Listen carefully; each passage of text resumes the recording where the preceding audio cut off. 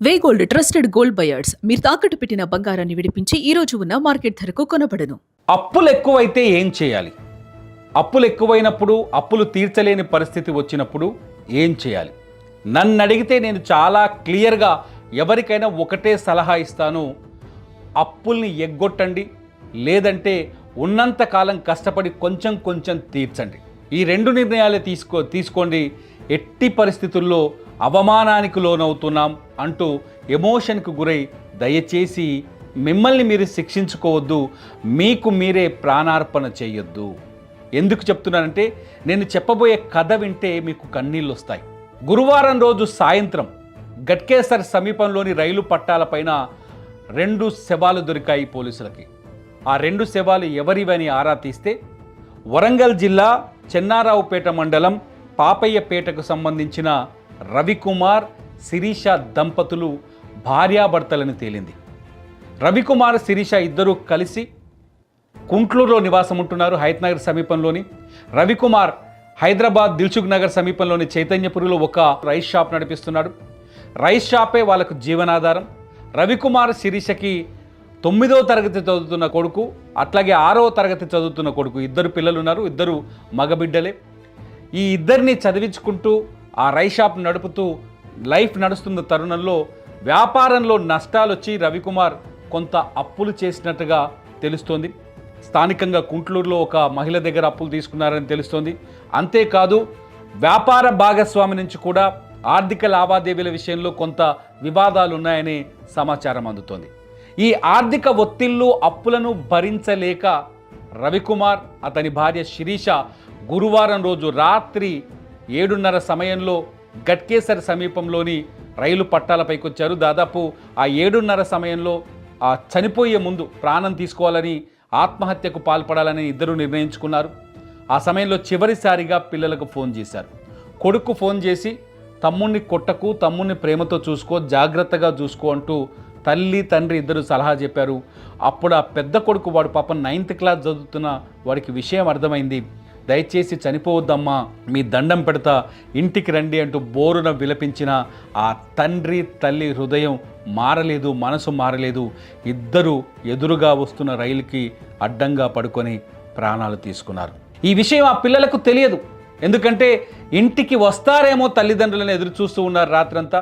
శుక్రవారం ఉదయం రైల్వే పోలీసులు ఎంక్వైరీ చేస్తే కానీ వాళ్ళ కన్న తల్లి కన్న తండ్రి ఇద్దరు ఈ లోకంలో లేకుండా విడిచి వెళ్ళిపోయారని, బలవంతంగా తమను తాము అంతం చేసుకున్నారనే విషయం ఆ పిల్లలిద్దరికీ తెలియదు. ఎందుకు రవికుమార్ శిరీష చనిపోయారని పోలీసులు ఎంక్వైరీ చేస్తే బయటపడింది ఒకటే: అప్పులు. అధికంగా అప్పులు చేయడం కావచ్చు, అవసరం కోసం అప్పులు చేయడం కావచ్చు, ఆర్భాటం కోసం అప్పులు చేయడం కావచ్చు, ఆస్తులు కొనడానికి అప్పులు చేయడం కావచ్చు. ఏదో రకమైన ఆర్థిక సమస్యల్లో ఇరుక్కుపోయారు రవికుమార్ శిరీష. ఆ ఆర్థిక సమస్యల నుంచి బయటకు పడలేక, అవమానాల్ని భరించలేక. ఎందుకు అవమానాలైన పాయింట్ ఇక్కడ చెప్తున్నానంటే, గురువారం రోజు కొందరు మహిళలు రవికుమార్ ఇంట్లో ఉన్నప్పుడు ఇంటికి వచ్చి ఆ ఇంటిపైన దాడి చేసేంత ప్రయత్నం చేశారని తెలుస్తోంది. ఆ మహిళలు గొడవ చేశారు. ఆర్థిక లావాదేవీల వ్యవహారంలోనే ఇష్యూ జరిగింది. ఆ తర్వాత అక్కడ ఆ కాలనీలో, కుంట్లూరులోని గణేష్ నగర్ కాలనీలో ఉండేవాళ్ళు, ఆ కాలనీలో వాళ్ళు తలెత్తుకోలేని పరిస్థితి వచ్చేసింది. అటు నుంచి రవికుమార్ షాప్కి వచ్చాడు. దిల్సుఖ్ నగర్ సమీపంలోని చైతన్యపురి షాప్కి, రైస్ డిపో నడిపిస్తున్నాడు కదా, రైస్ డిపో దగ్గరికి వచ్చాడు. అక్కడికి వచ్చిన తర్వాత ఈ మహిళలు అక్కడికి కూడా వచ్చి గొడవ చేశారు, గోల చేశారు. దీంతో రవికుమార్ తన పరువు పోయిందని భావించి రవికుమార్ ఆయన సతీమణి ఇద్దరు కలిసి ఇక కనీసం మనకు రూపాయి కూడా పుట్టదు మార్కెట్లో, ఆ మహిళలు ఎవరో వచ్చి పరువు తీసేశారు, ఇంకా బతకడం వేస్ట్ అని జస్ట్ ఎమోషన్కి లోనై వెళ్ళిపోయి తమను తాము అంతం చేసుకున్నారు. రవికుమార్ శిరీష తీసుకున్న ఈ నిర్ణయం వాళ్ళు దుఃఖాన్ని భరించలేకనో, అవమానం కోసమో, బాధ కోసమో తీసుకున్నారేమో ఆ నిర్ణయం. కానీ వాళ్ళు తీసుకున్న ఆ నిర్ణయం వాళ్ళు కన్న 2 పిల్లలకి జీవితాంతం శాపంగా మారిపోయింది. ఒక్కసారి ఆలోచించండి. 6వ తరగతి చదువుతున్న ఒక బాలుడు అమ్మ చేతి ముద్ద తినకుండా బతకగలడా? నిన్నటిదాకా అమ్మ ద్వారానే బతికాడు. వాడు అనాథగా మారిపోయాడు. వాడి కన్నీటికి సమాధానం ఎవరు చెబుతారు? 9వ తరగతి చదువుతున్న కుర్రాడికి లోకమే తెలియదు పాపం. వాడు ఇప్పుడిప్పుడే లైఫ్లో ఒక్కొక్క అడుగు సమాజంలోకి అడుగు పెడుతున్నాడు. చదువు తప్ప వేరే ప్రపంచం తెలియదు.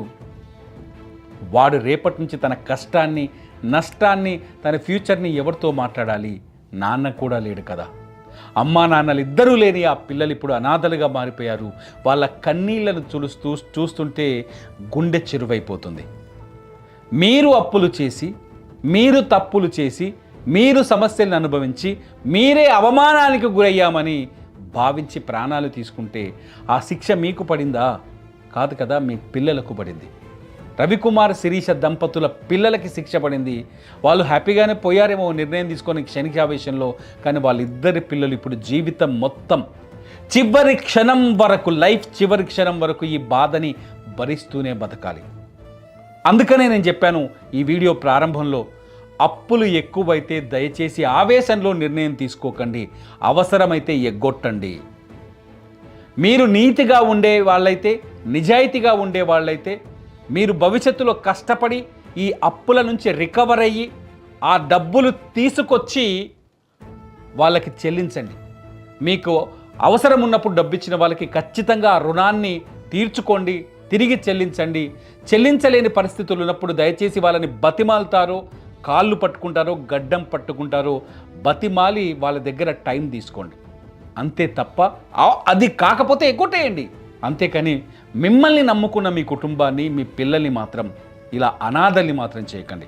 రవికుమార్, శిరీషల కథ వింటుంటే నిజంగా కన్నీళ్ళు వస్తున్నాయి. ఎందుకంటే వీళ్ళు చిన్న నిర్ణయం, అసలు పోతే పోయిందిలే, పర్వేముంది, ఇంటి మీదకి ఒక తప్పు చేశాం, శిక్ష అలా అవమానించడమే మనకు శిక్ష అనుకుంటే సరిపోయేది. కానీ చేసిన తప్పుకు శిక్ష ఏమనుకున్నారు? ప్రాణార్పణ శిక్ష అనుకున్నారు. వాళ్ళు మాత్రమే శిక్షకు గురవ్వలేదు, వాళ్ళ పిల్లలకి శాపాన్ని విధించి వెళ్ళిపోయారు బతికినంత కాలం. అందుకని చెప్తున్నాను, దయచేసి మీరు అప్పులు చేస్తే దయచేసి చచ్చిపోకండి, ఎగ్గొట్టండి, తప్పులేదు. భూమి మీద కష్టపడితే అన్నీ వస్తాయి, చచ్చిపోయాక సాధించేదేమీ లేదు. నేను చెప్పిన మాటల్లో తప్పుంటే ఈ వీడియో కింద కామెంట్ చేయండి. చూస్తూనే ఉండండి ఇట్స్ యూటీవీ. నా పేరు తిరుమల.